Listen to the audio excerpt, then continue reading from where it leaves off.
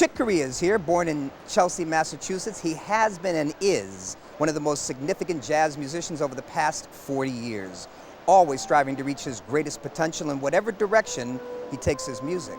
A master of the piano, and like his peers, Herbie Hancock and Keith Jarrett, he is a great composer who is both artistic and prolific and instantly recognizable on acoustic and electric keyboards as well as synthesizers. In fact, that said, many of his compositions have become classics and are a blend of his family heritage and his love for jazz. Chick began playing piano at the age of 4, influenced by the great Bud Powell and the legendary Horace Silver.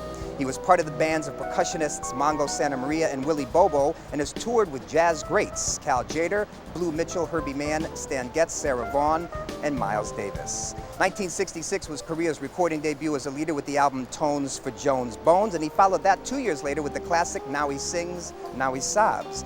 He then continued to experiment by going completely in another direction with the avant-garde releases of ARC and Circle, both on ECM Records. Chick came right back on the heels of those recordings with a brilliant, wonderful Brazilian band releasing another 2 terrific discs, the first inception of Return to Forever, which later evolved into an electric high-powered fusion band, then a big band effort. Solo outings, duets with Gary Burton and Herbie Hancock, tribute discs, Chick Corea's electric and acoustic bands that first began with the recording live at Hilario's, and also the 6-member ensemble Origin. Fans of his trio music know the memorable pairing of Chick, Miroslav Vidos, and Roy Haynes, and now last year's trio CD, Past, Present, Futures, on Stretch Records, featuring Avishai Cohen on bass and Jeff Ballard on drums, and also recently in stores, Chick Corea's selected works as part of the Rarum collection on ECM Records. Last year, Chick celebrated his 60th birthday with a 3-week, 36-show stint at the Blue Note in New York City called Chick Corea's Rendezvous Project, which was recorded and videotaped. And here to talk about that landmark occasion as well as the past, present, and future is Chick Corea. Listen, Chick, first of all, welcome. Thank you for being here, and thank you for accepting my invitation. Yeah. I appreciate this. My God, that was a great intro, man. Well, you did it all. Thanks so much. Appreciate you saying that. Yeah. Let's start with the Rendezvous Project. Such a huge, large endeavor. How did that whole thing come together? Well, you know, it was very passionate, really, and very surprising, because I came into it with a total attitude of I never want to do reunions. I never I mean, when I've had bands that people have loved, and then they ask me about the bands, like Return to Forever, I want to do what they like, but I also feel that I always felt that it was more of a something that I should do is to fulfill my own creative desire. So I never thought to go back to a former band, but the manager of the Blue Note in New York, where I play at the Blue Note a lot, Sal Harries, just kept asking me over a period of year. He said, "You're going to be 60. We love you.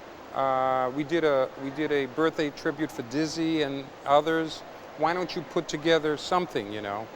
And he said it over and over again. And and the hook that got me into it is I thought, you know, I can approach this like a birthday party, not like some serious piece of music or some breaking new ground or anything like that. These are genuine friends of mine. These are musicians that are alive and vital at this very moment. Let me see what happens. And I started to make a few phone calls and was greatly impressed and surprised by the quickness of reply. All my friends, they said, "Yeah, let's do this." You know? I'm sure they would. So this 3-week stint came together that way. In terms of the releasing of it, formatically speaking, CD, DVD, VHS, how can we see that forthcoming?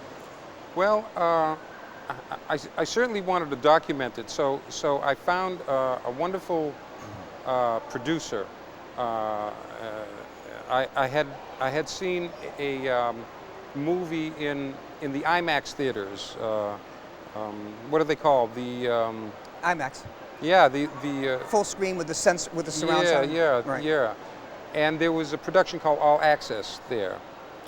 which was a musical presentation. It had Carlos Santana in it, B.B. King, Sting, Sheryl Crow, a bunch of other great artists. And the musical presentation and the way it was done video-wise really impressed me as being very, very sensitively done. So I found John Shapiro and asked him if he would like to get involved with his company, and he kind of pulled it together. So we've got 3 weeks of high-definition video of the event, and then we found through another contact, we found Herbert Wattle, who is the only producer in the United States currently who's working with a brand new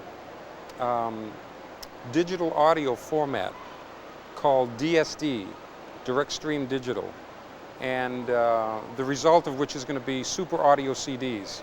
We're all going to have to buy new players, man. So we got the whole event captured on super audio. There's going to be a 3 CD package. There's going to be DVD, there's going to be movie, and there's going to be TV broadcast, and I hope live concerts next year. Will that be sometime within the next 4 to 6 months, let's say? It's hard to tell. I'm hoping that the TV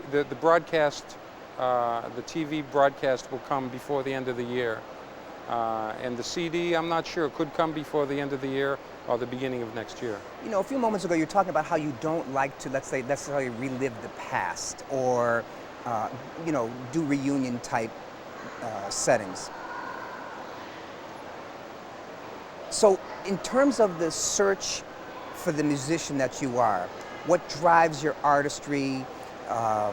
What challenges your craft so that this evolution of the artist continues to move forward for you? It's hard to say, you know. There certainly one criteria is that I've always had the policy to follow my own interest, and musically and performance-wise, I'm not sure how that develops, but it does develop, and it goes to particular places and certain things that I want to then add to my performance and find out about, and then I immerse myself in them, and that's usually the leading kickoff to any new venture of mine. Is just my own interest. To continually, you're just constantly inventing yourself, if you will. Well, I try to, only in that the most unsuccessful way to approach the world is to think that the world and people and cultures are going to be the same next week as they were today. Life is in constant flux. Societies change, tastes change, technologies change, and the trend of this change seems to be in this century, last century, now we're in a new century, but it seems to be that for the last 100 years that the trend of this change is exponentially faster. The change seemed to occur slower, but in the past 50 years, things are changing every day. So the job of an artist, I feel, is to be in touch with the culture and bring his ideas to the present culture, not to some past culture. So it takes a being in touch with the world every moment. You know, we're sitting here, we're listening to your words in dialogue and conversation with me, but with this small stack of CDs of yours that I have here, if I couldn't ask you these questions, if the only way that I could learn about Chick Corea was through listening to his music, what do you think I'd find out from just listening to the music and not being able to have conversation with him? I don't know, maybe he's a pretty good piano player, something like that. Well, that's interesting. Now, do you think that you're a pianist who composes or a composer who also plays piano? How do you see yourself?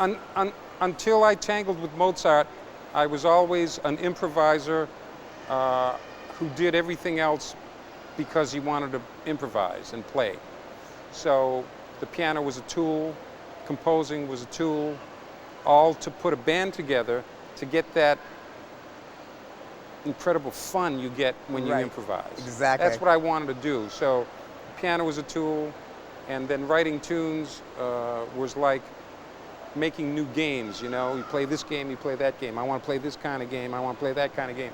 So I write a tune for it, write a composition for it, and get the musicians involved in that kind of an approach, you know. But then, about 20 years ago, 18 years ago, I got seriously involved in Mozart's music and began to challenge myself to try to perform it myself for the public. And that was the first time I got thrown into a real being a pianist's mode, because that was what the job required to begin with, is to be able to take this gorgeous piano music and really technically just make it flow. And not only technically proficient, but it's also, the challenge is because it has to be so exacting. Yeah, well, there's a couple of reasons why Mozart has to be so exact. One is that his mind as a creator was very, very clear and precise and simple. And so when he lays his phrases down, if you change something within them, they're not as good as what he laid down, you know. But the other reason is that his music and melodies and compositions have become part of our world culture now for a long time. I mean, that scene in Amadeus, if everyone remembers that scene where the old man Salieri, at the beginning of the movie, he's all decrepit and he's sitting at a piano, and there's the priest sitting there trying to help him out. And Salieri says, "Do you recognize this melody?" And the priest goes, "No." And he plays several more, right? The priest goes, "No." Then he goes, "What about this one?" And he plays this melody, and the priest starts going, Right. "That's Mozart." And you know, there's an incredible truth about that. Mozart's music is very, very, very well known. So it's another reason why it's pretty necessary to play the notes right, because people will know when you're screwing up.